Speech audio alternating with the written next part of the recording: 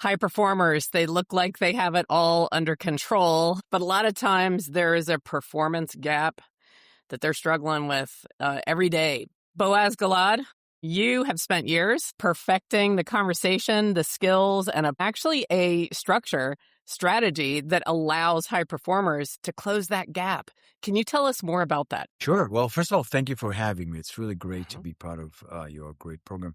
And look, so where do we start? I think fundamentally we need to understand that there's this disconnect between how top performers operate in one area and how they operate in a different area. And what do I mean by that? I'll give you an example of actually my first client. I won't say names, very successful logistic company in the Midwest, easy successful. Bridget, if you went to his employees and you ask about him, like he is a top performer. They're growing every year. They're making a lot of money. He's very wealthy. People love him. He's great with the board, great with the employees. One of those, right?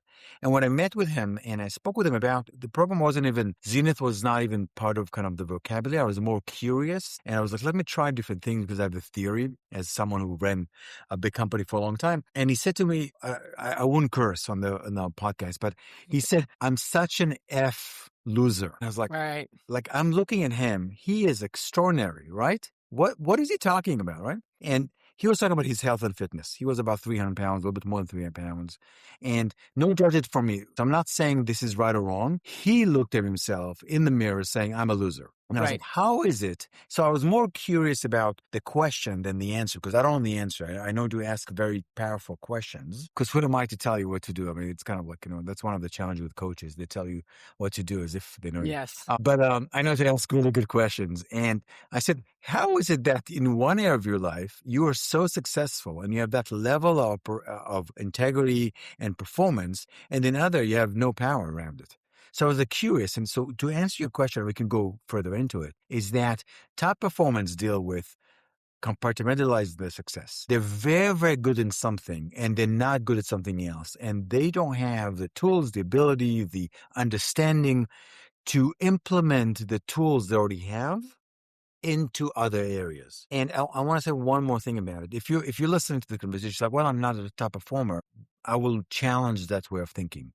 Because most of us are very good at something. You might be the most extraordinary father. You might be the most extraordinary partner. You might be extraordinary business person, or you run marathons, or you're best friends. So people say, hey, when I get a flat at 2 a.m., I'm calling this person. Right? So there's some area of your life that you have experienced, or even if it's hidden, you are a top performer. How do we take this and bring it to other areas? That's great. And is that what you did with that very first client? Yes, that's exactly what we did. I call it unmask on my podcast, but we remove the myth behind what it takes, because one of the challenges with top performers is that they double down on what's important and what's strong. So if you're a very, very good business person, you just work harder and make more money, which is insane, because think about working out, right? Like you have incredible legs and you're like strong and you run and cycle. And then I said to you, we look at, and he's like, oh, well, you should work on your upper body. He was like, okay, let me do some squats and work on my legs again. Right. Makes no sense. Let's work on actually what you're not strong at. But people do that. They will work harder. They will make more money instead of saying, hold on, what am I really committed to? And again, I have nothing about working hard or making a lot of money or be successful. I'm listening to what area of your life you feel like this person is a loser. Let's get to work on that. Right. Yeah. Right. You know what I wanted to ask you? So sticking with this first client that you were working with. So as you said, if you asked anyone in his world, in his business, they would have said he's amazing, he's incredible, he's so successful, and they all perceived him in that manner. And his self-perception was, I'm an effing loser. Why is it that you think that the people around him didn't see that his health was not a priority? Okay, so first of all, maybe his wife did. Okay? So I don't know the answer, but I can tell you that people experience someone in a very particular way. So I will work with someone who is part of a running marathon training team, and people are like, She is like inspiring. She runs fast all of us. She's waiting the end. And come on, guys, like let's finish.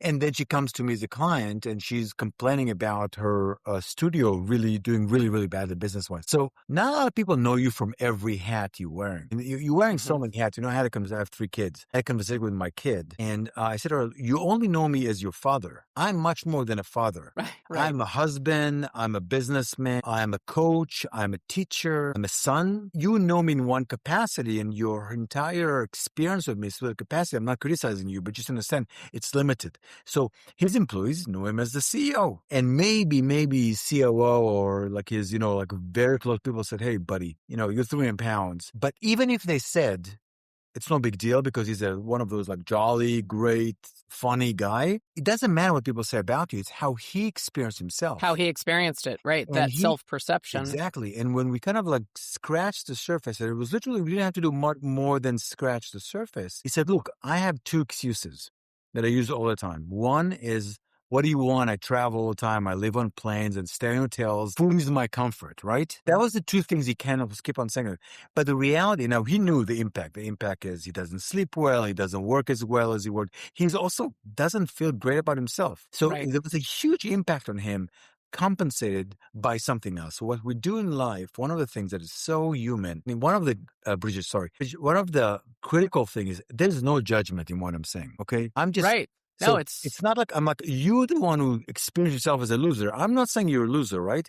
And what people do is they cover the misery with something else. And I had the same. Look, I ran a big company, and I was not happy, really not happy, but I drove a really nice Porsche. Right. So every time I got into the Porsche, I was like, you know what? I'm doing very well, and I'm taking my family on vacation, but I was miserable, right? So when you're really, truly honest, putting that mirror in front of you and saying, what am I really committed to? Then we need to get to work. It's interesting. I wonder sometimes, so the person, the high performer, as you said, they're compensating in some manner, or they're escaping to comfort, possibly having the feeling of, well, I'm so good at so many other things, I can't expect to be good at everything. I also wonder if that impacts the perception of those around you.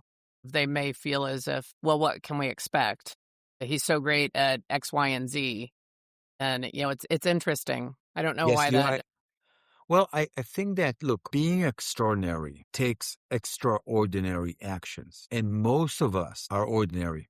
So the environment is constantly going to push someone to your own comfort. Because Bridget, if you have a friend who is financially successful, business career, she's doing great, she's in health, she's in a wonderful relationship, it is confronting, and people love complaining. How many people you have in your life go like, things are great. And you're like, no, that's not true. But they honestly believe this way. So if I am ordinary and I'm next to an extraordinary person, I have to use some justification of why my life is not extraordinary. Right. So one of the excuses is like, well, Bridget is very good at making money. Look at her marriage. That's right. Yeah, that's exactly. right. Because what if Bridget has amazing marriage and she's successful business and she takes care of herself? Like, this is confronting to me. It has nothing to do with Bridget. Right. That's right. It's interesting.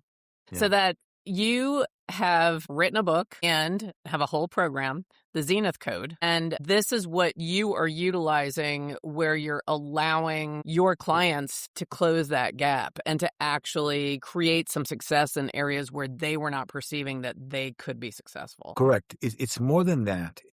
Look, so it's a little background, right? For 20 years, I was a real estate developer in New York City. I had a company. I took it public. I ran a public company for almost 7 years, and it completely blew up in the worst way. No. So, but I was teaching at NYU grad school. I wrote my first book about real estate and entrepreneurship, and I was leading workshops for like thousands of people. And I was fascinated by that tug of war we were just talking about earlier, right? And it's what I'm curious about with clients and with people. I work with a lot with groups, not with as much with one-on-one. I do both, but mainly a lot of with groups, is what do you truly want? That's the first thing. And then that's actually the easy thing, because most of us know by a particular age, we know what we want. I mean, we go through a midlife crisis or a change in career or some life change, like, oh, do I really want this? Or do I really want to be married? Do I want to be single? Do I want to change career? Fine. Overall, people know what they want, but it lives like La La Land, like a fantasy. Because my next question, which is much more difficult, and that's kind of my New York side, right? What are you willing to do to get there? Yes. So let's have a straight conversation about that one, because I have no problem supporting you to a degree with having ordinary results. I don't think being ordinary is a problem. I think there's a problem and struggle and pain and misery in saying you want to be extraordinary and operating in an ordinary way.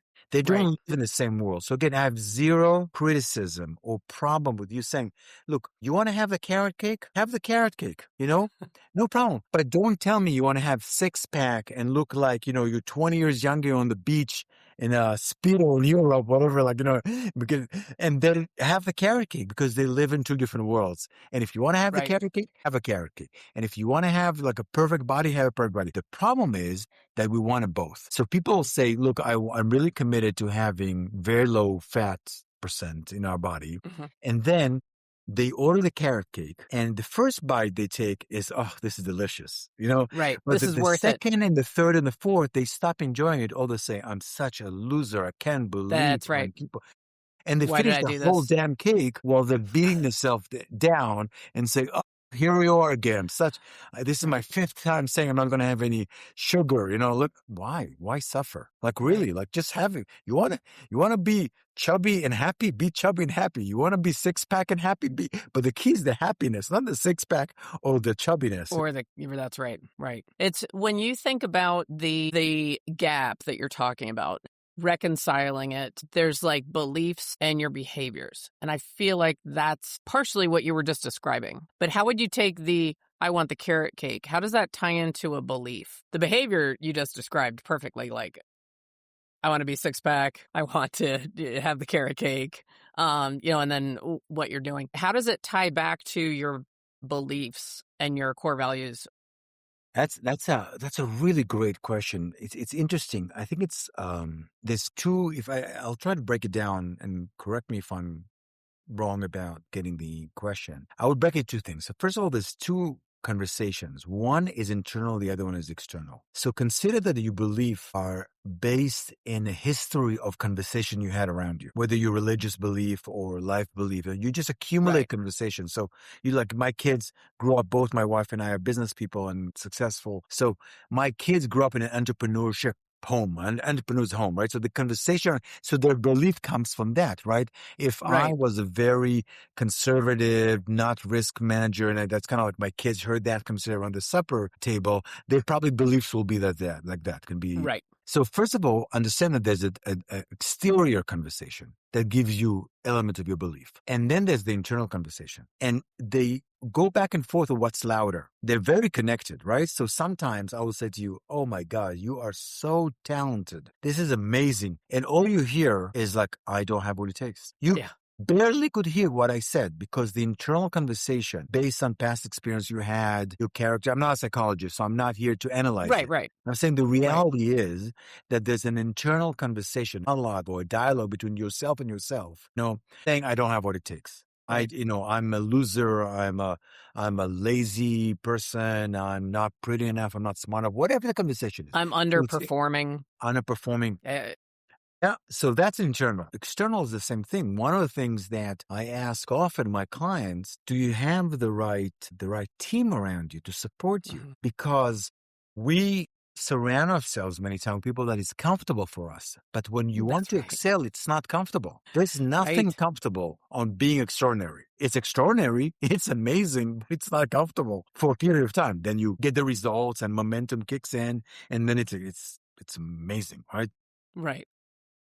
Yeah, with the program that you have with the Zenith Code, if I understand it correctly, you've actually worked with high performers to follow a plan where they feel an impact and see results within 90 days. Yes. Can you tell a little bit more about that? Sure, of course. So 90 days, right? So here's why I chose 90 days. Because when I used to sit on boards and because, business and New York and the whole thing. And people talk 3 years, 5 years, and it's so intellectual. I couldn't grasp the size of it, because think about our lives versus 5 years ago. COVID, Right. how different it is. Think about what AI is doing. I have no idea. Well, my youngest is going to college. He's a junior in high school right now. We look in colleges. And I turned to him and I said, I truly do not know what is the world that you will be walking into in the end of college. I really don't know. So 5 years from me, and that's exactly 5 years from now, right? So 5 years is too long. And then Yes. if I said to you, oh, can you do this today? I don't think there's an impact. So after trial and error, I found that 90 days, it's short enough to focus because I'm asking you to just give me 3 months. Don't give me the rest of your life. Give me 3 months and we will get crazy impactful results. And then you can have a choice, because here's what happens after 90 days. And I can dive into the 90 days, but I want to tell you about the impact of the 90 days is that people, first of all, it's a muscle. So many people, it's a muscle. So people do 90 days working on their business. That generally most of my clients come beginning as in business. But then they go, you know what? I want to work on my marriage. And I was like, oh, I'm going to do 90 days game. And we can talk about why it's called a game, but 90 days games on my marriage or my fitness and health. So it's a muscle. And I'm telling you that the third game they're playing is so much easier because they develop the muscles of a top performer. So that's the first thing, right? Right. The second thing is you can do anything for 90 days. Right. And my style is more of a sport coach. Mm-hmm. I don't care how you feel about it. I tell you, if we have that relationship, if you don't have, don't take me as a coach, right? But if we have that relationship and I tell you to do 10 push-ups, do the 10 push-ups. Right. Don't be like, well, I don't feel this way. Why does it My connect? mood that day, the wind blew from the east and I just didn't feel I could do it. Yeah, exactly. And it's so funny. Or sometimes their beliefs, you said earlier beliefs, so their beliefs do not connect to what you ask me to do. So sport coaches, what was his name? The guy from the NBA, who trained Michael Jordan, it was the Lakers for a long time. He used to do meditation with his players. And I won't be surprised. I wish I could watch a video of that. When a kid who came from, Michael Jordan, Carolina, I think South Carolina, if I'm not mistaken, whatever it is, but a rough background. And the guy's like, sit down, let's do meditation. He goes like, what the hell? I'm here to play basketball. What's wrong with you? Right? So it's easy if we're working on getting fit for me to ask you to do push-ups. But I'm not asking my client to do push-up, but you do understand the example. But if you and I work on your marriage and ask you to push up and it doesn't compute in your mind, you're like, I don't want to do that. It doesn't make any sense. So I'm asking you for 90 days to trust me. Just trust me. And the worst going to happen 90 days, you come back and say, can I get my money back? I'll give you your bad money back. But there's a tipping point about 40, 50 days in that everything suddenly delivers. It's not even it's not a linear thing. It's not like after 30 days you get half. It's like nothing, boom. And that's where people get that 90 days impact. In my experience with high performers, a lot of them have a chronic issue or an area where they consider themselves a failure and things they just are choosing to not be good at for a long period of time. Does that really impact how successful they're going to be in your 90 days? So what if they have had issues, for 10 years, the same issue, chronic issue? Can they still get good results in 90 days? Yes. And the reason I said and is the underline and not the yes. I'm going to have a conversation with you because we need to get really clear that it's something you want. Because I have an assumption. I'm assumption that if that complaint has been around for 10 years, you don't really want to change it. You say you want to change it, but you like the carrot cake. There you go. So I really want you to have peace. Have the carrot cake. Enjoy it. Let's work for much shorter than 90 days and get you be really happy with who you are. We don't need to there's no need to get to that rigorous program if you're not committed. So I'm going to have a really straight conversation with you about what's important to you.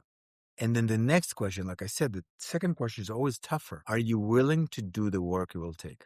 Because to some degree, my program sometimes, especially the one-on-ones, they like CrossFit. CrossFit, it's not for everyone. I tried CrossFit. I almost threw up in the first one. I was like, I'm never coming back again. This is way too intense for me. So my program, and I don't want to scare anyone, but I'm not here to sell. Right.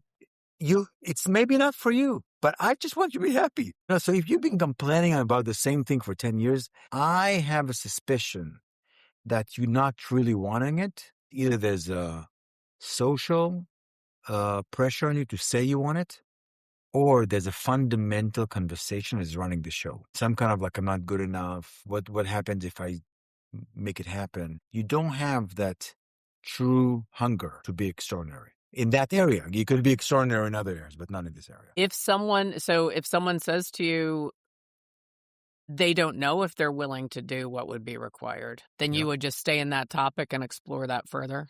Yeah, and I tell them what it's going to take, and then I said, you have a choice. It's kind of like, the Matrix, like the blue pill, the red pill. It's like there's a moment when, what was his name, Neon, or like what is his name, like Nero, whatever. Neo, like, I forgot. Yeah, Neo. Neo, saying thank you, Neo. Neo goes like, now you have a choice. You can stay in that, that fake world, or you can actually take the pill. And I'm not even promising you that the pill is going to be a better life. Right. But I have no problem working with you for a few hours and realize that we should not work together. Zero intention. Like, look, a lot of times I get brought by companies to work with their C-level.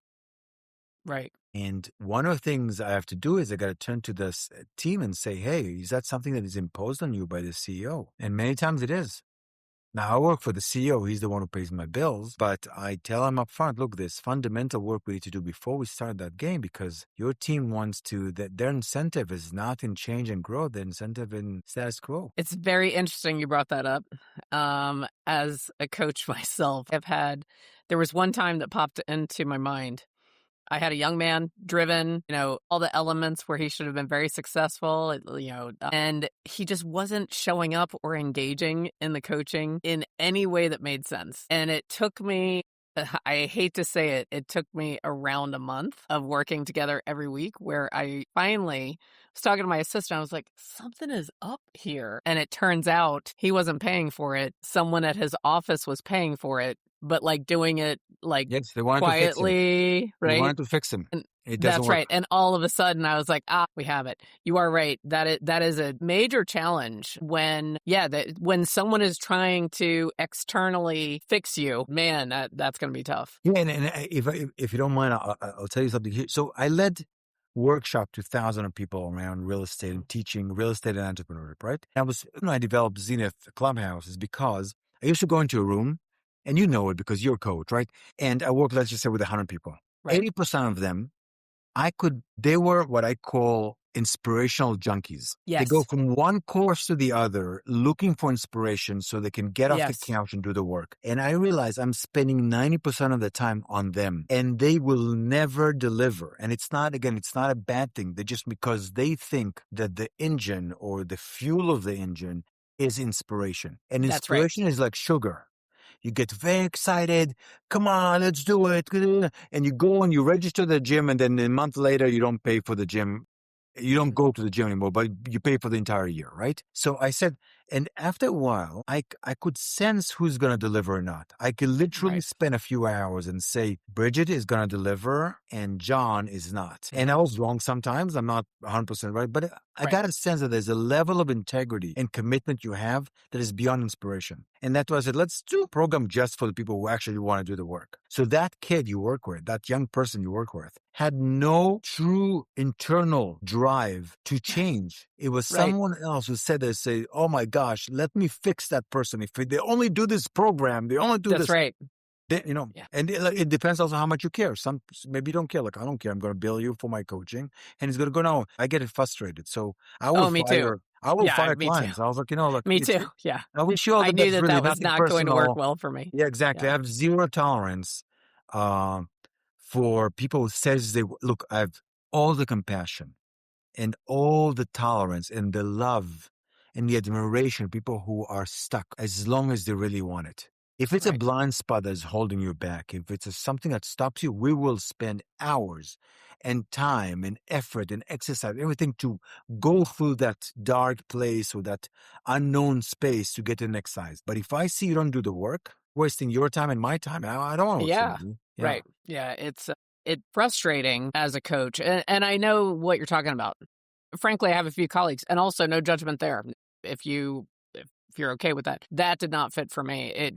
the disconnect for me was so strong in his engagement level. And as a coach, I did not feel comfortable, continuing. So Yeah, it and was I think similar that's to what I'd fire it. different between coaches and psychologists beyond the degree Right. and everything is that, like, my sister is a clinical psychologist, and she has a very far higher tolerance to listen to someone for years going through the same issues and trying to peel another layer and peel. I'm like, come on, let's get to work. Let's see if it works. If it doesn't work, let's find another thing. If it doesn't work, then whatever. Go.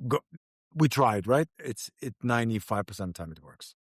You mentioned the Clubhouse, so that is your community aspect. You've actually built a community with, I'm assuming, clients and people that have read your book, and it's on the Clubhouse platform, correct? Yeah. Yes. What's possible with your Clubhouse? So it's actually, so I want to keep on expanding it. So right now what it is, it's people who've done the work and they want to share it, because it's like, look, if you get that six-pack we talked about earlier, but you maintain it, it's going to go away. So I'm really committed to create an environment of extraordinary. So in the more extraordinary environment you're in, the easier it is to maintain it. So it's kind of like, the environment around you is critical to your success. If you say, look, I want to get a top shape. I want to be the most energetic and top shape I've ever been before in my life. And we walk into your kitchen and we look at your kitchen cabinets and it's full of junk food and processed food, then it's not about you. It's about the environment. The environment is there not to support you. It's going to just can you do it? Of course you can do it, but it's going to be much harder to do it, right? So it starts with physical thing, but it also goes to people. So I said, look, there's a lot of people who done my course, work with me, and they want to keep on maintenance. So I do lectures, I do guest speakers, I do communication. Hey, talk to each other. Let's get together once a year. Let's do a retreat. One of the illusions people have, and it's always in mediocrity, is that I do it once and I'm done. It's so funny, successful people never have an issue having a coach. It's the non-successful people who go oh, I don't need a coach. I can do it by myself. I already know what I need to do. Yes. So go do it. I don't care. You and I, really, I wish you all the best. But it's so funny. Right. I always ask when I get into the stupid, panels sometimes, and someone said something. I said, okay, show me 10 successful people without a coach. Yeah. Show me. In business, I know basically CEO whisperers, people who get crazy amount of money to be coaches of I'm in New York. I belong to a group that kind of has a lot of wealth in it. It's called YPO. I'm telling you, I'm meeting people who are billionaires. They have a coach. Yes. So I'm not telling you should go get a coach. I'm not saying this is not a message to the people. It's not everybody gets a coach.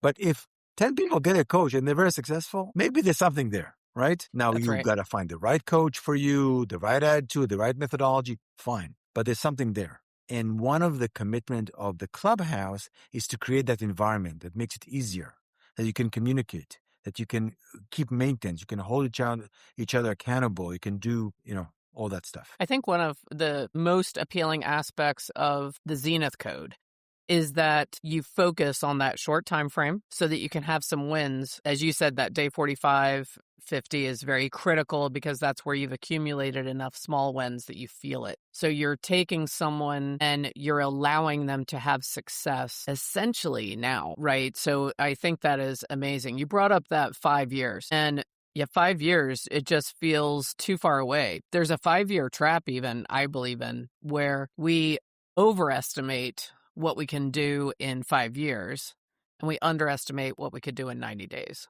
I think that, or 1 year, right? Yes. And so what you're doing, I believe you're tapping in with the Zenith Code into that, hey, don't look at 2031. Let's stop for a minute and let's look at this coming August. Yes. How would you like your life to be different? Exactly. In August. Exactly. I want you to develop 2 things. Muscles in winning, physical muscles, right? You said earlier, you asked a question about belief. Yeah. A lot of our beliefs are based on things that happened in the past. If you have many losses in the past, your belief is that you're a loser, or you don't have what it takes, or life is not fair, okay? I want to shift your belief. And one of the most effective ways to change your beliefs is to get you some wins. Yes. And now there's a true theory The world is not flat. The world is round. Why? Because someone came back and said, hey, I went beyond the horizon and my ship did not fall off. I came back and I have a story to tell, called the Americas or whatever, and so people go, oh, I can shift my belief. Now I can start to operate on a different paradigm. Right. Because now I have more. Look, it's easy to feel great when you have evidence around you that shows that you're great. So I want to give you some medals that you can look and go like, oh, I can do it. The other thing you mentioned is that team around you. And one of my key coaches and mentors, he has a very strong belief that your life becomes the average of the 5 people you spend the most time with. It's a well-known and he says, field, says, I'm not talking about love. You can love someone, but, doesn't mean they should be one of the 5 people you're spending the most time with. And so he really taught, and it's amazing. I'm sure you already know a lot of people fight him on that. But I agree 100%. It's a well-known thing. If you take the 5 people closest yes. to you and you average their salary, that's your salary. That's your salary. That's right. Because look, if I was Bill Gates' friend, I would probably feel very comfortable a lot, even if he picks up the bill every time we get together. It is so vast, the amount of money he has, that Correct. I would feel if I hang out on the yacht with Jeff Bezos. So I totally get that, right? But there's a reason why single people hang out with single people, or divorced women hang out with a bunch of the divorced women friends. No judgment from our perspective. So first of all, your mentor is 100% right? Mm-hmm. But I'm asking a little different question. I'm asking 2 things. First of all, I want you to assert that one needs a team to win. That's the first thing. You must understand that, okay, so first of all, no one wins alone. Right. But then the next question that is, again, we talk about the second question is always more important than the first question. Right. Now, if we agree that everybody needs a team, okay, then my question is the team around you sufficient to the game you want to play? That's right. And what do I mean by that? I want to, if you don't mind, I want to dive a little bit into that. Look, I'm a cyclist. I'm a hobby cyclist. I'm one of those who wear those like funny jerseys, right. and on Saturday and meet with 3 of my friends. We're all in our 50s and we ride for like 20, 30, 40 miles, right? And we stop for coffee. There's no one on my team because I do 30, 40 miles, So if I get a flat and I'm really like whatever, I change it, or I call my wife and say, "Hey, honey, would you mind coming and picking me up?" I'm like, I don't feel like it. Right? That's the size of my team because that's the level I want to play on, which is called weekend cyclist.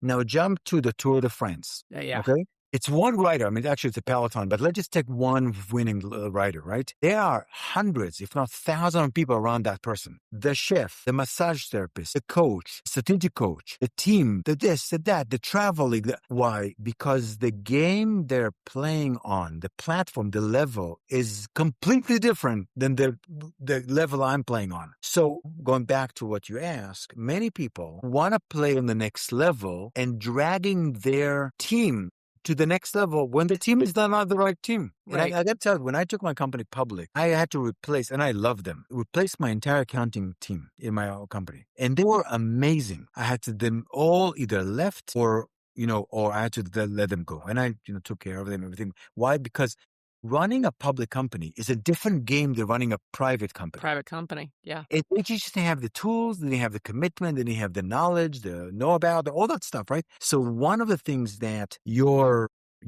coach or your mentor and I are talking about is not just that the 5 average people is like, ask yourself, are they playing the game or are the right people to play the game? And you can have different teams. If you want to get in top shape, you can still hang out with your best buddies from college who you like to go to get a beer. But that's not a team to win the next marathon or to finish a marathon. You got to get with people who do marathons. Right. Or understand, what to eat, how to train, how to stretch, avoid injuries. Or why would you hang out with a bunch of guys who went to college and drink beer with you to talk to them about? Right. That's insane. But we do that all the time. We do. We bring the wrong team to the wrong game. And oftentimes we do that out of loyalty or a self-belief of, friendship, or the way that you're describing it. I think you're highlighting that not only is it not going to get you where you want to go, but it can actually make the people around you feel inadequate or like they're not good enough. And that's probably not your intention. Everyone gets resentful. Your friend gets resentful because you're like, oh, Look at Bridget. She changed on us. All she talks about is now running marathon. And Right. she doesn't want to have the second beer with us because she thinks so much better, right? And you go like, what the hell? A bunch of loser friends of mine. I'm telling you that I'm so committed to running my first marathon. And here they are saying, let's do another round of beers, of drinks. Yeah. Why? Why do that on both sides? And then you blame them. That's the worst thing. Look, one of the things that happens is that we in a culture keep on pointing the finger this way. And the more powerful you become, the more the fingers have to turn to your direction. You become resentful and you blame everybody else for your failures. While you're the one who failed putting the team together, choosing the right people, do the work. And we live in a society that is mastering blaming others. That's at least my experience as a coach. We are so good and blaming, not taking responsibility, Blaming others, blaming environment, blaming a system. Yeah. So it's very, this is an overused word, but it's actually energizing and empowering when you just stop yourself and say, wait a minute, this is me and I created it. Because when you do that, then you also accept and understand that you can create change. Yes. And it's powerful.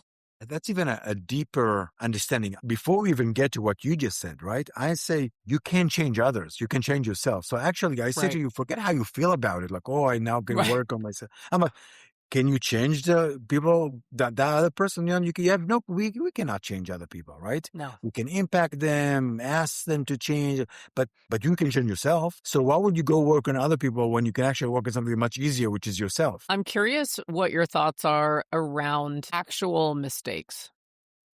So if a high performer actually makes a mistake, sometimes that mistake can lead to so much self-criticism because they made a mistake and they're not getting over it. And then that mistake can turn into a bigger issue and a bigger issue. Have you seen that with some high performers where they're hiding it? So it's like it's a hidden shame and a hidden issue. With what you do in the Zenith Code, do you believe that would allow them to get out of their own way and recover from a mistake that then they turned into a chronic issue or a problem? Yeah. A failure. I congratulate you for making mistakes. I think it's stupid and insane to think that you're not going to make mistakes. You want to win all the time? Go play basketball in the corner with a bunch of 5-year-olds. You're going to win every game. It's going to be very boring after a few games. That's right. You're going to walk in your entire 5'10" or whatever 5'8" you are, and you're going to give an elbow to that 5-year-old and take the ball from the and keep them dunking on the little tiny games. Fine, right? Yeah. You and I think, speak often in this conversation about myths, right? Uncovering myths. So one myth is that one does not make mistakes. That's just stupid. There's no other words for it, right? Like by the nature of the performance, you make mistakes. And by the way, there's some areas that it's designed to make mistakes. I mean, if you develop a new medic treatment for cancer, can you imagine a scientist walking and go like, I made a mistake. Okay, let's give up. No, the whole point is mistake, boom, breakthrough, right? That's what the design of developing science is. All you do is try and error. What can we learn? What can we do? Eventually, there's enough knowledge, wisdom, understanding that there's a breakthrough. And here we are. We can give you now a treatment that will get rid of the cancer. Right. As humans, as entrepreneurs and people, we don't operate this way. So I welcome mistakes. Yes. Good for you for playing. Good for you for playing. That's right. There's two things. One is, look, it's all going to end the same. I keep on saying it to my clients. Here's the good news. Here's the bad news also. Well, you're going to die. They're going to throw dirt in your face. They're going to cry and go get lunch. That's right. It doesn't matter if you're the president of the United States or you're someone who they're going to be really upset. They're going to cry, but they're going to get lunch eventually. It's going to 2 hours later, 5 hours. So it's all going to end the same. So I am inviting you to make as many mistakes as possible. Yeah. Because that means you're playing a game out there. If you want to win all the time, go play with the 5-year-olds. If you want to be extraordinary, you're going to go to the NBA and then you're going to lose some games and you're going to throw the ball and someone's going to catch it and the other team is going to win but you're living life, right? So the first thing is I want you to completely alter your relationship to mistakes. Yes. Okay?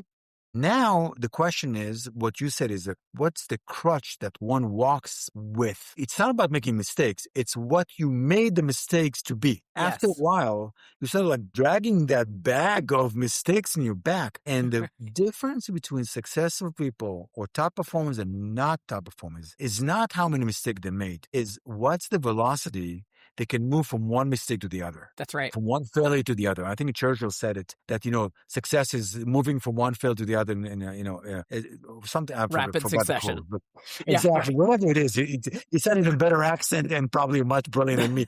Right. But it really is. Successful people or people who are moving from one failure to the other without losing momentum. Yes. Non-successful people is people who said, I failed, I'm a failure. Right. That's the thing. But the third time, they no longer say, I failed. They say, I am a failure. Look, I am a failure. Bridget, I can write encyclopedias on the amount of failures I've had. I mean, I had to go through bankruptcy with my company. I mean, can you have a worse nuclear thing? And I'm not proud of it. It was painful and it was hard and it cost money and emotions, and we can spend 3 hours only talking about that, right? But I did not become a failure. That's right. I have failed, and that's the key. And you may not be proud of that particular time. Are you proud of how you recuperated and moved forward and then took risks again and probably failed again, right? Are you proud that you got back in the game, so to speak? I'm proud of who I am, which means I'm proud of keep on trying something that is not easy. And if you want easy, that's not a problem. Look, I always tell people, I live in New York, right? New York is not easy. No. It's extraordinary, fascinating, challenging. If you can make it here, you can make it anywhere. It is not easy. We have homeless people. We have minus 20 Fahrenheit in the winter and 100 in the summer. And we have expensive everything. It's not easy, but it's my choice, right? So if you want easy, go to Arizona. And, in that area of your life, you said, I want easier. I want a bigger house. Again, you chose the game called living in Arizona, and I chose the game called living in New York. Right. And neither are the right games. That's right. So the same in life. I want you to play full on for the game you want to play. And by choice and by design. You just said that when you were describing it, that you choose to be in New York, and I chose to be in Arizona. Choose it. Neither are by default. Yes. Like how often and how many people do we know that are, again, if they love where they live, that's one thing.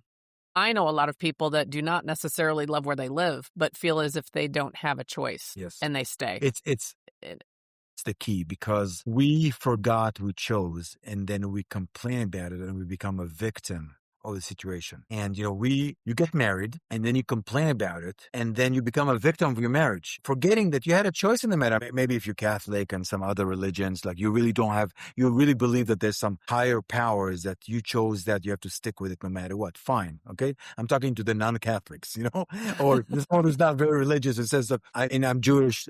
You can get divorced in Judaism, but you forgot it's a choice. You forgot you chose it and you became a victim of your own choices. Right. Have fun. If you're being married, have fun being married. If you're being single, have fun being single. But stop complaining, saying, I wish I was single because now I'm married, or the other way around. Just understand that every part of it has a game around it. Why do I keep on saying the word game? Because it's a fundamental part of the Zenith Code. And I want to explain to you if you don't mind. I would love that. Okay, so game, if you see the definition of games, game has 3 elements. One is time limitation. All right. The other one is scores. Right. And the third one is rules and regulations. Everything in life is a game. Even our lives itself has a time limitation, has rules, and it has a scoreboard. So one other thing I tell my clients is that, look, Bridget, let's just look at the scoreboard. Are you winning or are you losing? I'm not putting my judgment. Most of us don't operate like that. Most of us go like, well, let me tell you how I feel about it. Right. And it's fine, but it's just not in reality. Can you imagine going to, again, I'm using the example of sport because sport is very black and white. Yes. You say, I feel amazing. I am amazing. I feel incredible. And it's okay. Let's look at the scoreboard. You have 15 points and I have 20 points. Who's winning? Who's losing? You're losing. I'm winning. I don't care how you feel about it, right? And we have lost that black and white relationship to scores. People are so fascinated by how they feel about it. And again, no problem. Just get off the court and have a great... It is fun to sit in the bleachers and like have a beer and hang out and look at the score. Fine. But if you want to be on the court, there's a scoreboard. So I'm Right. asking you the question, do you want to be a top performer in that area? And if that's the case, I'm going to be focusing and giving you all the tools and you're going to do the work, but I'm going to give you all the support to look at a scoreboard ongoingly, like, and seeing, are we winning? Are we losing? If we're losing, what do we need to do to modify the game? Not the game itself because it has rules, but modify the operation of how we operate so we can win now. That's it. Is there anyone that would not benefit, any high performer that desires change, that just would not benefit from the Zenith Code? Yes, because they don't really desire change. Okay. And look, that's really what it comes down to. So it really boils down to that. And they say they want it because their partner says it, right. or they feel like they need to get the private jet and find business not enough. But then it's the cool thing to say. Yeah, exactly. Oh, that's the biggest one. Like the coolest thing to do. I really want. Look, in today's with social media, Instagram, it's all about looking a particular way. So I want that Lamborghini. And you have all those like influencers who say, about crypto. And then I became so it's like we live in, especially younger people but when they have a conversation with me, we just sit there and go like, look, you're an amazing person. Let's stay amazing. You just don't really want that because you're not willing to do the work, or you live in an illusion. I think it's an illusion. You don't have to agree with me that you're going to get it without doing the hard work. Right. Yeah. So I'm the wrong guy for you. Go invest in crypto, and maybe you will find, maybe you will be one of that one, I would say 0.01% of people who are just purely lucky. No, really, like there's some people That's right. who heard about crypto 15 years ago, go like, I'm going to put $100 on it. Well, like, and I didn't have that vision. I worked hard for my money. And now that $100 they put got them whatever, 10,000 cryptos. And now they're multi-millionaires. Good for them. I'm not that smart. I'm not that sharp. So I'm saying what you're saying is, yes, I want to get really clear if you want to do the work. And if you want to do the work, I'm there with you. I'm there in the mud. Absolutely. But people aren't going to benefit. People are not willing to do the work because they actually don't want it. Right. No. But if someone does want it, not too old, not too fill in the blank with any descriptor, not too old, not too young, not too skinny, fat, but tall, short, all the things that we carry around with ourselves, like, look, that won't work for me because what you're saying is you've stripped it down, you have gamified it, you have clear indicators, and you allow someone to choose winning in a short time frame. And have a list of successes. So right. That's also, but and the challenges are different. Like, you said not too old, not too young. Too old takes sometimes more work on the beginning. It's kind of like, plant a tree in a much rougher soil with more rock there. So you need to spend more time removing the rocks from the soil, stuff like that, because it is more set. So if you are coming, which I didn't have, it's interesting that you bring it up. I don't think I had any clients who are in their 70s. I had CEO who are in their early 70s who brought me to work with their team. But I would say most people are younger than that. But if someone in their 70s came to work with me, I think they will, I'm certain because I haven't done that we'll need to spend more time on removing those beliefs that they have. Those, like you said, early belief, because they've been doing it for a long time. So you lose your flexibility as you get older, physically and mentally, right? So you're more set into like old dogs and cannot learn new tricks. Right. I don't believe in that, but it just takes a bigger commitment, right? Yes. Younger people have crazy amount of flexibility and hunger, which is always inspiring to me. A young person comes to me and I said, I'm just giving a stupid example because I don't say that, but do 10 push-ups. They're like, okay, I did do 11. What's next? I went, I love it. Right? But then when it comes to sticking with something and willing to kind of grind in a longer term, they have a hard time because they're so elastic. So I think that's different between too young or too old. They're all going to work, and if not, I'll give you my money. There you go. Well, I think you and I have similar feelings around mistakes or failure. We're failing forward. Like, this is such a cliche, but you're either, winning or learning, right? So you have nothing to lose. Even if you didn't have the intended result on day 91, you're still different than you were 90 days ago. And something would have come of it, right? Even if it's clarity over what you truly do desire, so there's something there. No, I think that's the important thing, actually. So, when I ran my real estate company, I used to tell my investors, see this Excel, it will never turn out. And they're like, what do you mean? I'm like, it's going to be because, it says 22% a year return. It's never 22%. It can be less or it can be more, but it's never exactly 22. One of the joys for me is to see how much more and richer is the result in 90 days than actually what they set up in the beginning. Right. Yes. So because there's a compounding element. Correct. So, and some of them fail. And I'm like, failing, like I did not lose the 20 pounds, right? But first of all, they got 15 pounds off. That's amazing, And second thing is I spend a lot of time in the end of learning from learn from that process, because some of us have gained so much winning and it's not what we expected. That's right.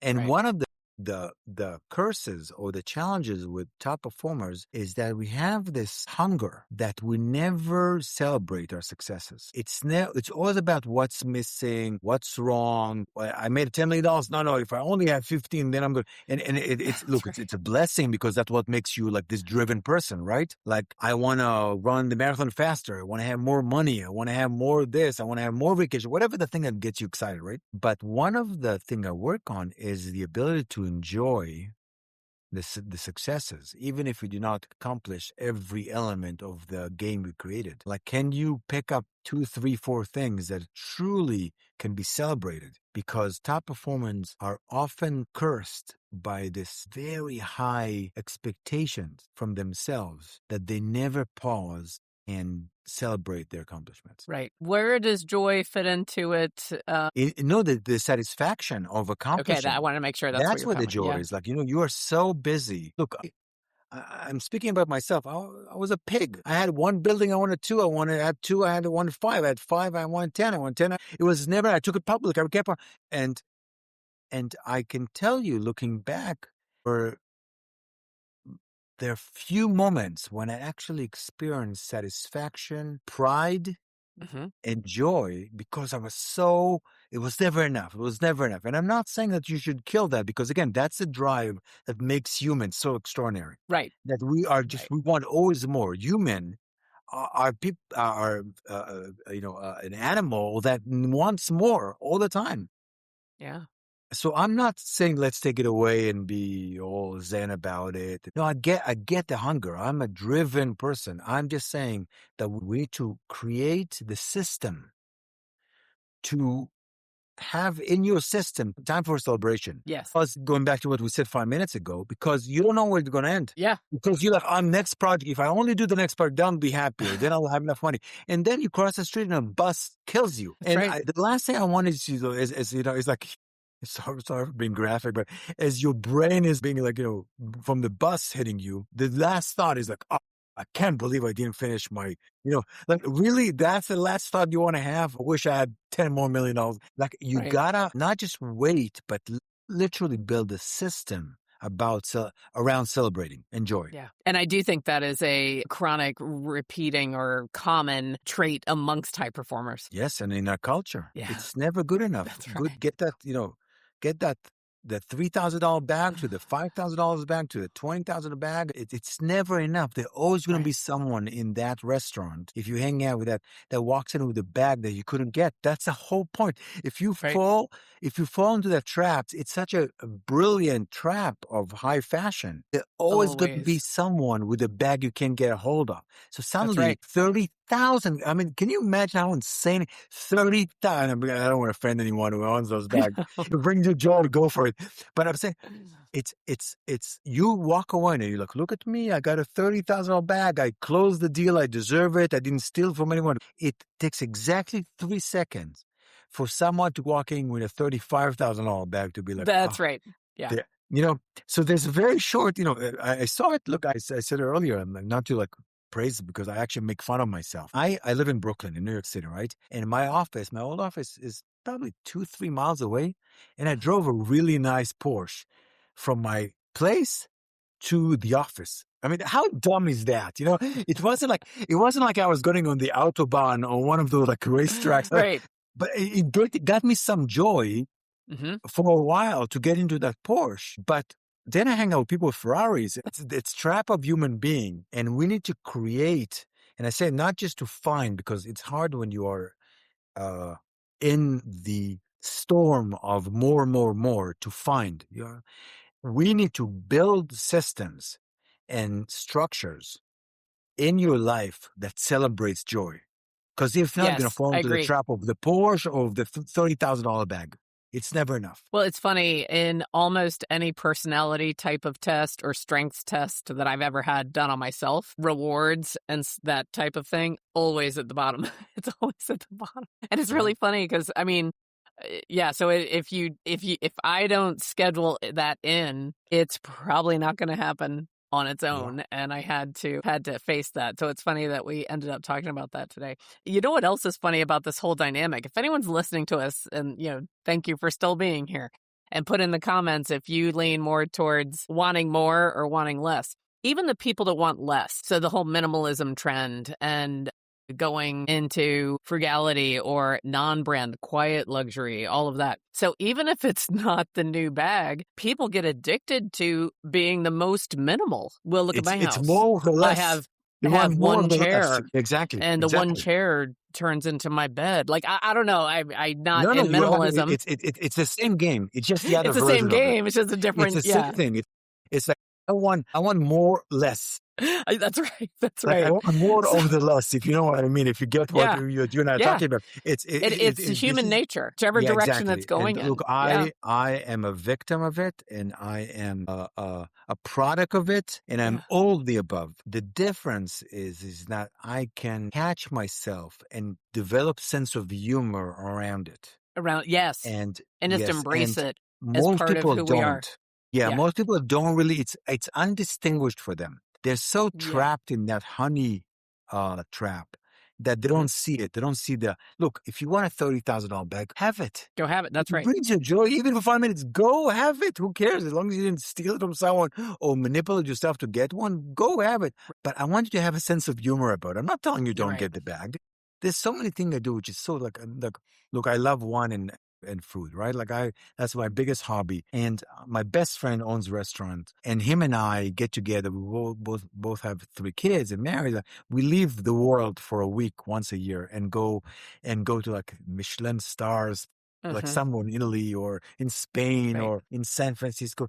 And my wife could care less, but goes like, you guys are nuts. Like, well, how much you spend a bottle of wine? What's wrong with you? Like, because for her, it's so foreign, right? Right. And then she will do things that are like, what? You spend what on what? Like, so I'm not telling you what's right to spend money on or what the right thing to do. All I'm saying is have a sense of humor, but celebrate your humanity around it. And embrace it. It's Well, I could talk to you for hours. This is fascinating. I hope that it comes through. And what I've heard from you is that you are successful. You own being successful. You're a high performer, and you enjoy what you do. And you create community. You impact people, and you're living life. It doesn't mean you're perfect. You still had. That's my life. Far away from it. Far away from it, right? Because sometimes in these conversations, I feel like someone may be listening and say, like, well, that's easy for him because, he's successful and lives in New York. And no, I shared with you on this podcast. You went through the trial of the bankruptcy. Exactly. I mean, look, and rebuilt and renewed and reclaimed joy. Here's my commitment in life, okay, to kind of like get personal here. I want to be fully used by the time I die. Yeah. Not fully successful, because that was going to be someone more successful than me, or not fully. That's right. I just want to be fully used. And that means that there's a cost to it. And I took risks and I failed and I took risks and I failed again. And then I took risks and I succeeded. That's right. Yes. But I want to be fully experienced in life, whether it ends this afternoon or it ends in, 50 years from now. Right. Yeah. So if anyone feels, because I do know, especially with high performers, sometimes that mistake or that failure or the filing bankruptcy or having issue with your taxes or, whatever it is, because I had that. Don't let it stop you. And even if you feel right now today, like you cannot reclaim or rebuild, you can. Every day that you've got, till the bus comes along, you are here today and you can rebuild the muscles, make it a game, get those wins, and you can reclaim it. Yes. I heard something really brilliant. I forgot who said it. Things are never as bad as they look or as good as it seems. Right. That's right. If you're in the bottom, and there are moments when I was like, it's that shall pass. It will. Yeah, it will pass. Well, thank you so much for being our guest. And anyone that is curious, all of the links to connect with Boaz will be in wherever you're consuming this podcast. But Yeah, I and feel like I what you're also doing. I write a weekly article on Substack. So if you love Oh, that kind of nice. conversation, Mhm. that I sit and I really write all those mistakes and insights and thoughts I have about working with clients who are top performers and what differentiate between ordinary performance and extraordinary performance. So whether it's Substack or LinkedIn, I mean, whatever it is, feel free to reach out to me, and I'm happy That's to awesome. always be available. And of course, if you're interested in the Zenith Code, they can buy the book. Yes, they can buy the book. They can find boazgilad.com or zenithclubhouse.com and can reach out to Yeah. me. And we do a lot of things here. And put the It's the book, Zenith the Code, workshop winning also. the games that matter. Yeah. Yeah. Thank you. Well, thank you so much. And if you are listening to this episode of The Inner Estate, I hope that you'll stay in the game and you'll come back for the next one. So thank you so much.